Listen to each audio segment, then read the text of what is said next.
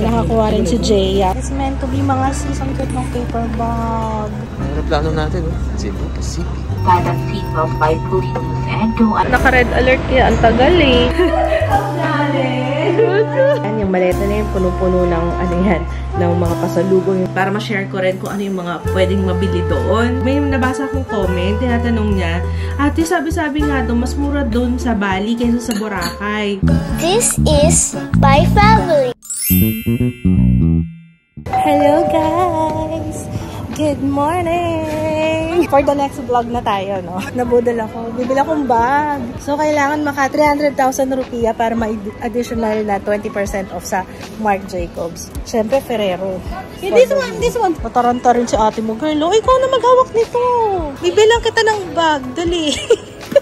Okay na yan. Oh, buy na. Okay na. 270k kagad tong Ferrero. Oh, ito. Baguan na Bali. Gusto mo? Dagdag. Ito talaga yung goal namin dyan. Sayang yung 20% off na additional dun sa Marc Jacobs.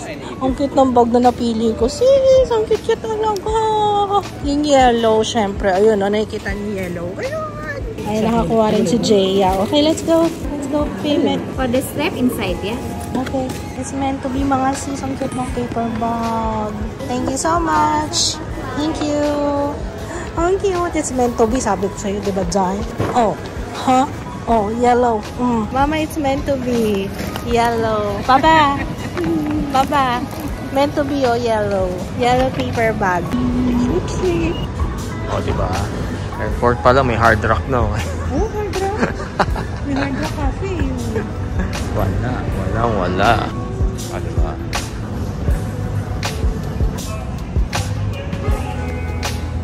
Ano plano natin, no? Cebu Pacific. Ay, may unang lambat. Unang lambat. Flight to Paris. Boarding na kaya? Ito na yung aeroplano natin. Talaga, aeroplano natin. Ako, binili ko na yan eh.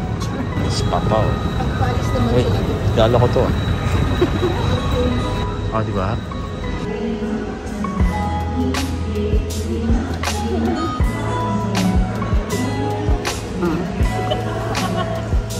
Yun.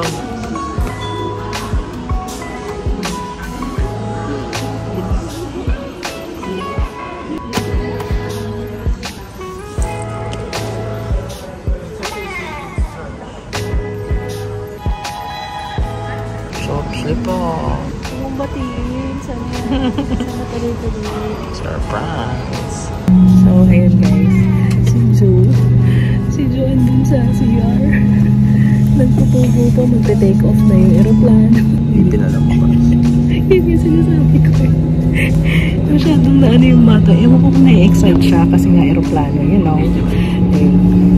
Hihintay na siya. Sana lang hinihintay. Hindi pa makapag-take off kasi nasa CR. In case of water landing, your life vest is found under your seat. The location of the nearest exit may be.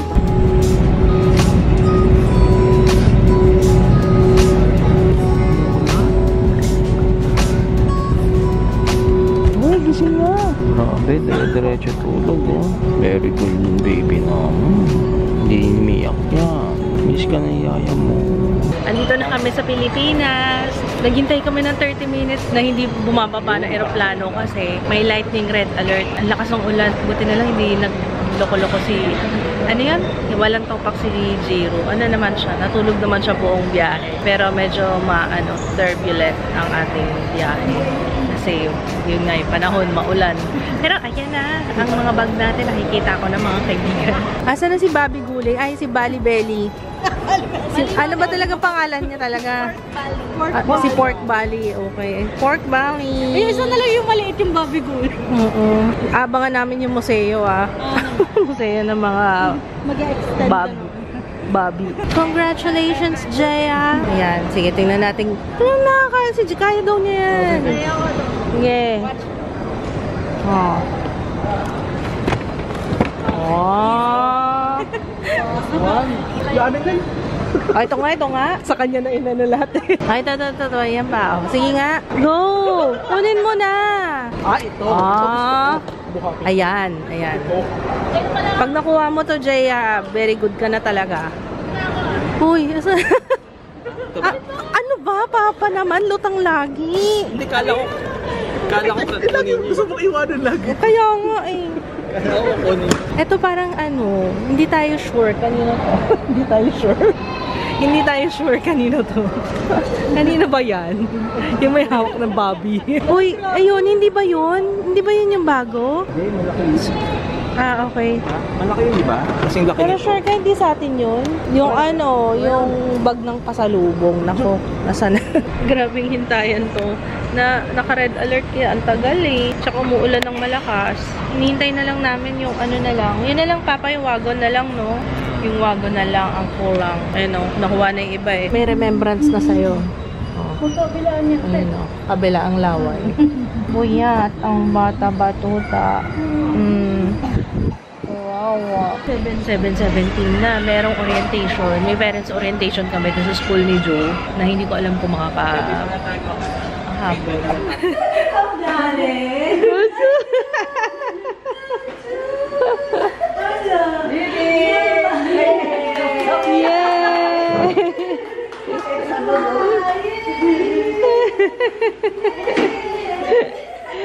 Si Kuya, oh, bagsak. Hindi to natulog sa eroplano eh. 4 na oras ng biyahe, gising yan. Alam niya naman, excited yan sa eroplano. Wow. Jollibee, anong gusto mo order? Chicken or... Anong gusto mo? Chicken, burger? Jollibee? Jollibee? Okay. Ikaw, Papa, spaghetti chicken. Pareho na kayo nito. Or ano to, burger, ano... Gusto ko palabok. Oh my gosh. Parang gusto ko lahat i-orderin sa Jollibee. Solo na. Cheeseburger. Okay. Hello! Grabe yung tulog namin. Nagtulog kami ng 11. Tapos nagising ako 5. Pwede na yun. Ayoko pa nga sana bumangon. Pero antok pa ako. Kaso baka wala tayong tulog mamayang gabi. At saka gusto ko talaga kumain ng Jollibee. Namiss ko yung Jollibee. Alam niyo ba, pag uwi namin dito, ano ang ulam namin? Sinigang. Yun ang pinuluto ni Kids. Tapos, nag-uusap kami kanina. Tapos, inaano namin, siguro kung other way around, tapos matitikman ng Indonesia ang sinigang. Alam mo yung maano ka, mabibiglak. Ano to? Asim-asim. Pero sarap na sarap kami. Talaga, acquired taste talaga yung mga ano, no? O mga ulam. Pero sobrang nakakamiss ang lutong bahay. Sobra. Pero it's time for Jollibee. Jollibee! Ayun na. Si Kuya kanina pa gusto umorder yan eh. Jollibee! Si Jiro. Orlog pa. Ano gusto mo? Oh, ayan. Ito lang naman sa amin, diba? Ayan. Spaghetti. Isa lang? Ito dito. Yun! Palabok. Okay. Oh, yes. Come to Mama. I miss you, palabok. And spaghetti! Oh, kain na! Kain na! Let's eat! Kuha tayo ng sinigang. Sorry sa itsura ko, guys. Nagpa-massage kami ni Papa. Actually, pinaschedule niya yun. Nandun pa kami sa Bali. Kasi nga, nagpa-massage kami doon. Kaso, syempre, hindi rin... sumakit din yung katawan namin. Pag karga ako, masakit talaga yung likod ko. Pag karga, 4 na oras na natulog si Jiro. Syempre, ikaw ang nakakalong. Talagang masakit sa likod. Teka, kukuha muna ako ng foodang. Dahil ako'y gutom. Tapos, kailan ako magda-diet? Monday. No rice na ulit ako. Diba? Inano talaga. Kailangan i-schedule. Kasi, just ko nasi goreng is life doon eh. So, Monday talaga. Anong araw na ba? Anong araw ngayon, Regine? Hindi ko na alam. Thursday. Ganun. Pagka nasa bakasyon ka, hindi mo na rin maalala yung ano. Yung baga parang wala ka ng care sa araw. Diyos ko po, itsura ko. Sorry na. Dapat mag-haul na ako ngayon. Naalala ko, oo nga pala, nagpa-book si Papa ng massage. Ayan, kain tayo. Sinigang. Ayan yung unang meal na hinanap ni Papa. Pag-uwi namin dito, kumain nag-shower, kumain. Tapos wala, higa, bagsak. Si Jude daw, alas 3 nagising. Ako naman, alas 5. Si Jiro, nagtutulog din. Pero ngayon, tulog na siya. Sana nga, hindi na-adjust yung tulog niya dahil sa amin. Kasi late na kami doon eh. Parang nakakatulog siya, 10 o'clock, 11, ganun. Nakita niyo yung maleta na yan? Yung maleta na yan, punong-puno ng, ng mga pasalubong, yung mga shinoping natin sa Bali, bukas, promise. Meron pa akong 2 paper bag yata sa studio. Lalim na ng boses ko, bedroom voice na. Nurse na, alas G's. Pagpasensya nyo na itsura ko, ha? Itsura ko, namamaga pa yung mata ko. Pero ang sarap ng massage ko.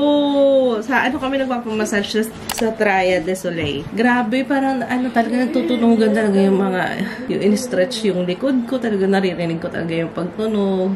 Sarap! Ang sarap. Thank you, Lord. So, promise bukas yung haul natin. Para ma-share ko rin kung ano yung mga pwedeng mabili doon. Tsaka yung sa presyuhan. Kasi may price tag. Buti nga lang may price tag yung yung mga binili namin. So, ayun. May nabasa ako sa vlog. May nabasa akong comment. Tinatanong niya, ate, sabi-sabi nga doon, mas mura doon sa Bali kaysa sa Boracay.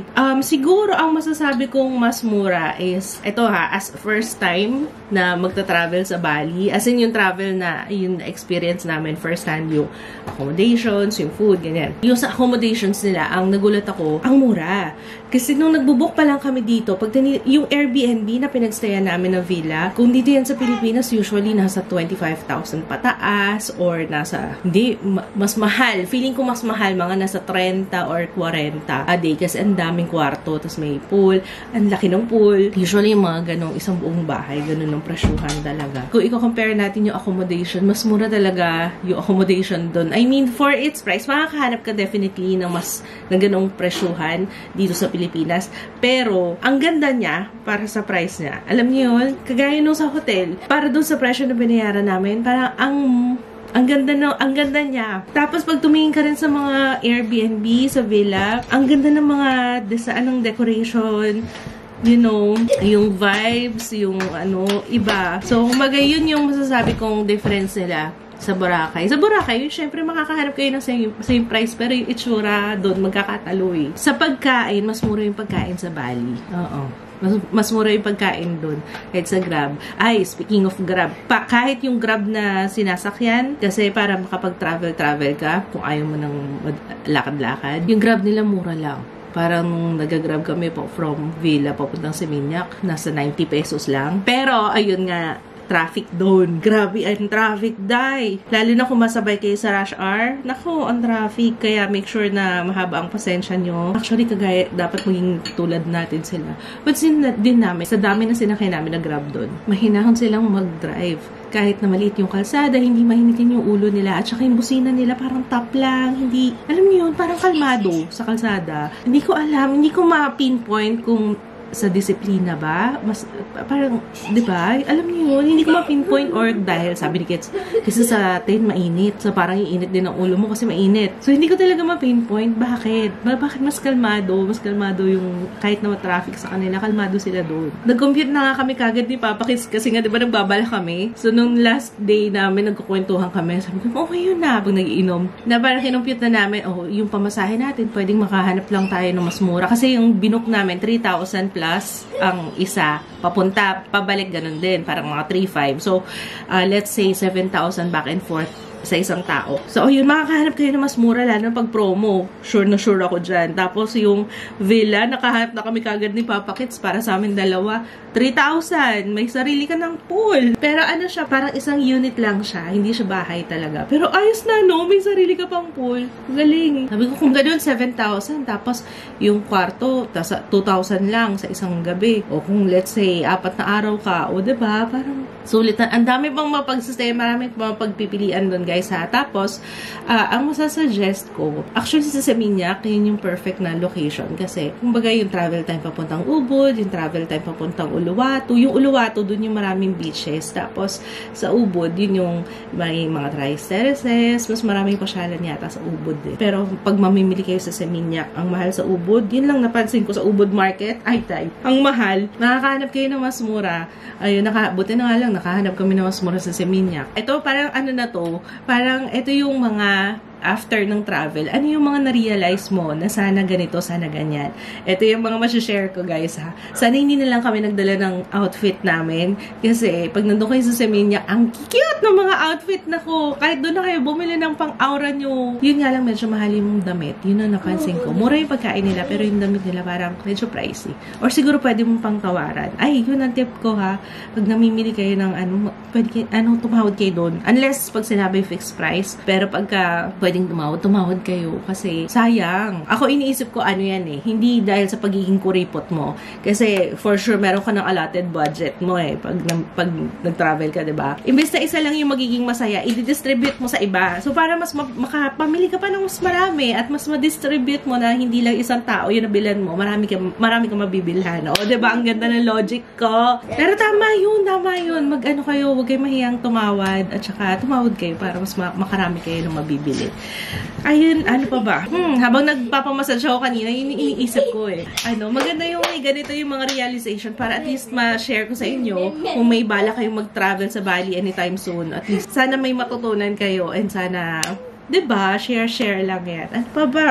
Ingat sa tubig doon, guys. Ingat sa tubig. Kaya siguro hindi rin sila nagbibigay ng service water sa restaurant. Laging bottled. Kasi yung tubig nga yata yung nakakasakit ng tiyan. Pero makakapag-adjust ka rin. So, huwag kayong matakot sa food sa Bali. Kahit naman saan, pag nagta-travel kami, talagang as much as possible. At sarap nung ganun yung mag-i-immerse ka para ma-experience mo yung culture nila, yung food nila. Diba? Kaya ka nga nagta-travel from time to time. Sa beach, though pumunta kami sa Uluwatu, buti na lang pumunta kami, at least experience namin yung beach nila. Yung Melasti Beach yung #1 daw. Based doon sa research ko. Nung nag-research ako, ano ba yung magandang beach na puntahan sa Bali? Yung Melasti. Yun daw yung #1 na beach nila kasi sakto yung lakas ng waves. Hindi ganun kalakas. So, pwede ka pa rin mag-dip. At saka maganda yung buhangin, maganda yung shore. Ayun, may mga beach club. Ayun nga pagkakamali ko kasi akala ko sa Nusa Dua, makakapag-beach na kami. Yun pala, ang lakas pa rin pala ng waves doon. So, yung pinaka-kalmado at pinaka-okay na beach is yung Melasti, which is nasa Uluwatu. So, yan, maganda na na-experience din natin yun. So, kung mahilig kayo sa beach, yun yung marirecommend ko. And, sandali lang yung travel time. 1 oras lang from Seminyak, doon sa villa namin papunta ng Uluwatu. Yung mga accommodations din sa Uluwatu, kung mas gusto nyo tumambay sa beach, ayan, sa Uluwatu kayo magstay. Ang dami-daming choices ng Airbnb. And kung i-compare ko kung hotel, depende kasi sa inyo kung anong mas okay sa inyo. Kasi yung iba, mas gusto yung meron ng breakfast na kasama, kaya nag-hotel sila. Or kung hindi naman, kung carry lang. Or mas gusto nyo yung privacy ng company nyo, na kayo-kayo lang, mas okay. O syempre, ma-recommend kay Airbnb. And iba yung villa ng Bali. Para mas ma-feel mo talaga ang Bali, I would recommend yung Airbnb. Kasi yung mga iba-ibang parang feel na feel mo nasa Bali ka talaga. Tsaka feel na feel ko yung pagiging at home doon. Kasi sobrang welcoming nila. Iba ang Balinese hospitality. Wala akong masay. Lahat sila palangiti doon. Lahat sila parang hindi yung iwas sa'yo. And talagang approach ka kung may kailangan ka or very friendly. Iba yung vibes. Alam niyo yun? Parang hindi mo ma-feel na turista ka doon. Kasi, basta parang, or siguro kasi ang daming foreigner, parang mostly ng mga nandun, mga puro turista talaga. Kung mahilig kayo sa nightlife pala, Seminyak is the place to be. Yan. Canggu rin yata. Ang daming mga doon, ang daming bar. Naming mapupuntahan. Hindi pa namin napuntahan lahat. Ang dami pa namin hindi napuntahan, guys, ha? Tsaka, gano'n naman talaga magtira ka para meron ka babalikan, diba? Malamok, guys. So, mosquito repellent. Ayan. Maraming animals. Ayan si Ju. Nanonood ng vlog. Ayan.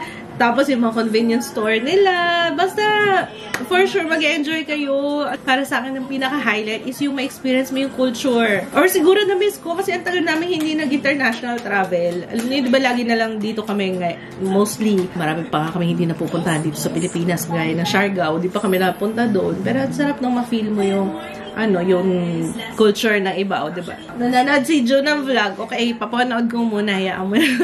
May naalala ko. Magdala kayo ng Motilium, guys. Modium, Diatabs, ano man yung nyo. Tsaka Gaviscon.